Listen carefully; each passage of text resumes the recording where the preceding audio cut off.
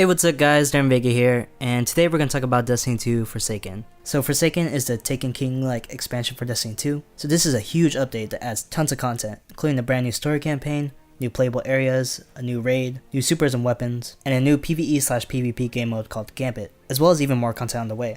A new sandbox update was added as well, bringing a bunch of quality life changes and a brand new PvP meta. As a lapsed Destiny player, I'm finally hooked again, and I'd say all the new content that Forsaken adds definitely makes the game worth checking out again. So let's talk about the new story campaign first. So unlike the previous smaller expansions, Forsaken adds a full-length campaign about the Death Decade 6, and you have to travel to the Tangled Shore to hunt down the killer, Oljan Sov. In comparison to previous stories in the Destiny universe, the drama that unfolded in the cinematic cutscenes made this one feel darker, and it asked the player if his quest for revenge was worth the consequences, which we may see play out in future expansions.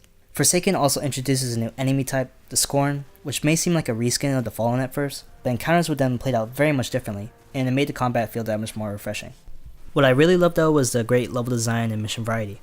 This is best shown when the mission structure opens up from the usual linear formula and has you explore the open world to hunt down each of Oljan's barons, in any order that you wanted to. The encounters with the barons were unique too, since each of them had their own boss mechanics to take them down. For example, the Rider featured vehicular combats on pikes, while the Bomber had you disarming prison elder style bombs.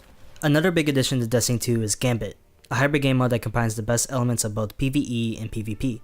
So how it works is that two teams are placed into separate PvE arenas in a race to clear out the adds and kill the final boss. While it does sound simple enough, the other team can slow you down by either invading or adding more bosses to your arena, making Gambit as exhilarating and competitive as the Crucible, but still requiring the cooperation and strategy needed in endgame PvE activities. The version 2.0 update launched aside Forsaken as well, giving us a bunch of quality life changes and completely overhauling the PvP meta.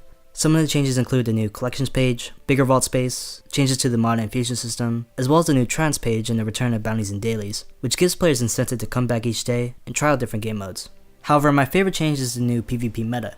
Not only is there a shorter time to kill, but you can also equip a shotgun, sniper, or fusion rifle as a secondary, letting you use these weapons more frequently like you did in Destiny 1. Sure, you're going to run into people who are going to bomb rush you with a shotty, but the new meta is so diverse that you can still outgun them with any weapon, especially with a satisfying 3-tap with a hand cannon.